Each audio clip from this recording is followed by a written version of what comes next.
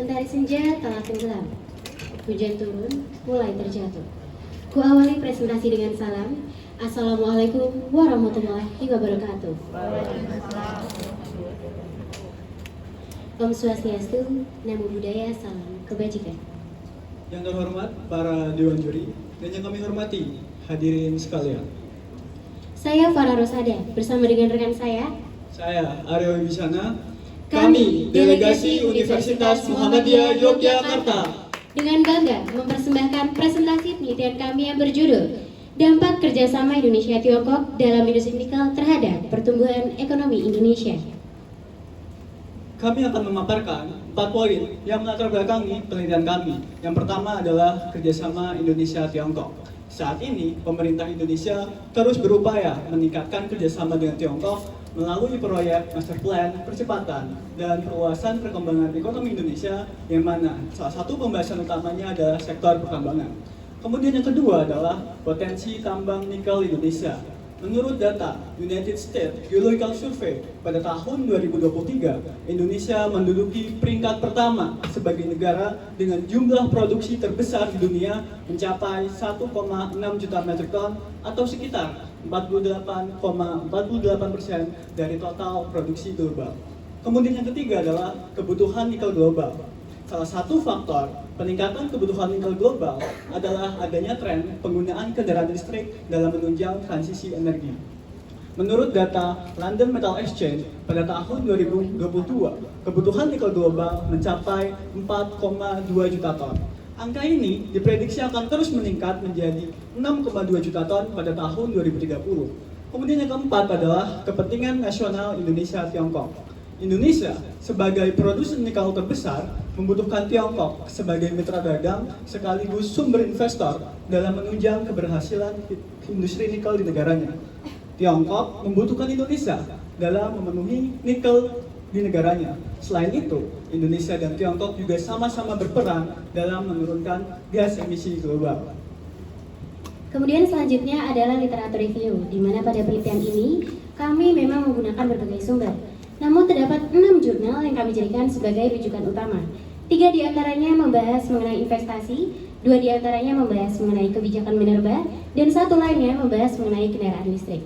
Namun, dari ke-6 jurnal ini kami belum menemukan adanya penelitian yang membahas secara rinci apa saja dampak kerjasama Indonesia-Tiongkok dalam industri nikel itu sendiri.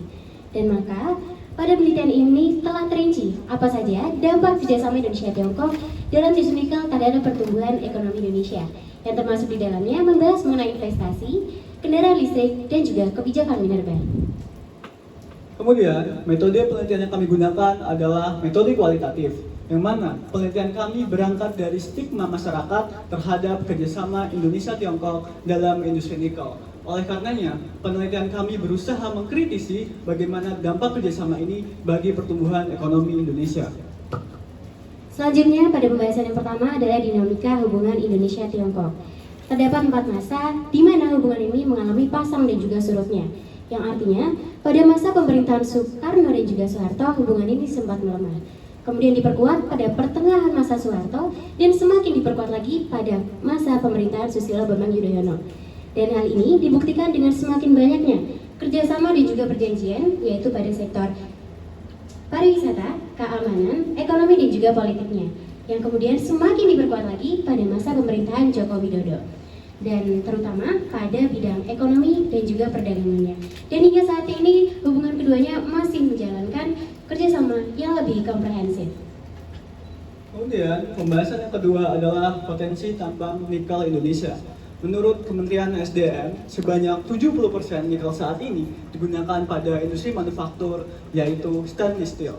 Selain itu, nikel memiliki potensi yang besar dalam industri energi, yaitu sebagai bahan baku pembuatan baterai lithium yang digunakan dalam kendaraan listrik.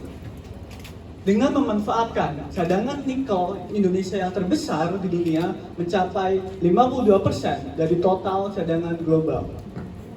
Nikel di Indonesia tersebar di 7 wilayah sesuai pada peta di layar, seperti Maluku Utara, Maluku, Sulawesi Tenggara, Sulawesi Tengah, Sulawesi Selatan, Papua Barat, dan Papua.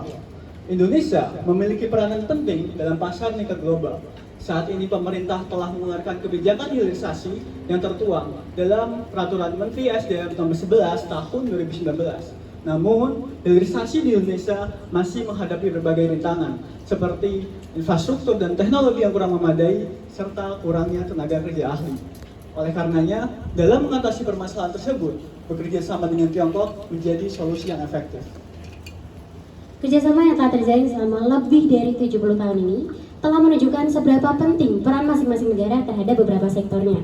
Dan menurut data dari website resmi Kementerian ESDM tahun 2020, nikel Indonesia telah berperan secara aktif pada bidang industri berbagai negara. Dan kemudian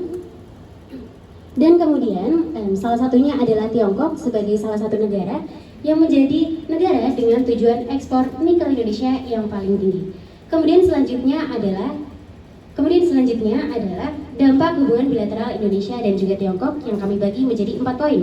Yang pertama adalah peningkatan lapangan pekerjaan, yang kedua adalah pengembangan kualitas sumber daya manusia, yang ketiga adalah pembangunan infrastruktur, dan yang terakhir adalah lingkungan.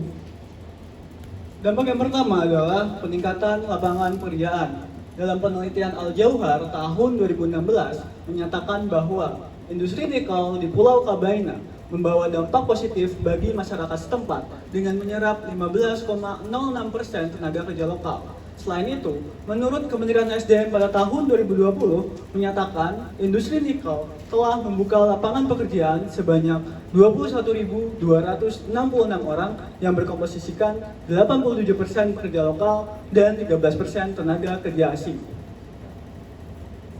Hal ini juga didukung dengan proyek jangka panjang antara PT Vale Indonesia sekaligus PT Bahodopi Nickel Smelting Indonesia yang mana diperkirakan akan menyerap 12 hingga 15.000 pada masa konstruksi dan 3.000 pada masa operasional.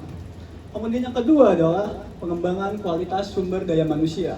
Pemerintah melalui Kementerian Ekonomi mengadakan pelatihan guna memberikan pengetahuan sekaligus pengalaman dalam proses pengolahan nikel, sehingga akan terjadinya transfer teknologi dari tenaga kerja asing kepada tenaga kerja lokal. Salah satu perusahaan yang telah mengadakan pelatihan adalah PT Indonesia Wedabak Industrial Park yang terletak di Maluku Utara.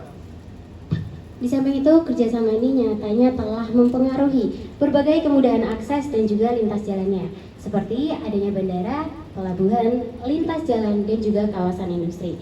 Dan beberapa contoh diantaranya dapat teman-teman lihat pada layar. Bentar. Terus dampaknya buat lingkungan gimana nih? Nah, jadi gini Arya, memang kerjasama ini juga berdampak pada isu lingkungan. Dan hal ini dikarenakan adanya ekspansi penambangan nikel dapat memperburuk degradasi lingkungan. Kemudian,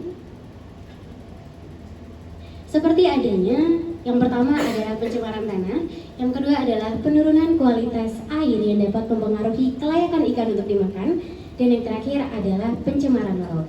Dan tentunya hal ini menjadi PR bagi pemerintah Indonesia walaupun telah menerapkan Undang-Undang Nomor 32 Tahun 2009. Namun, upaya yang dapat dilakukan oleh pemerintah saat ini adalah dengan melakukan transisi energi yang lebih ramah lingkungan, dan tentunya dengan memasifkan produksi kendaraan listrik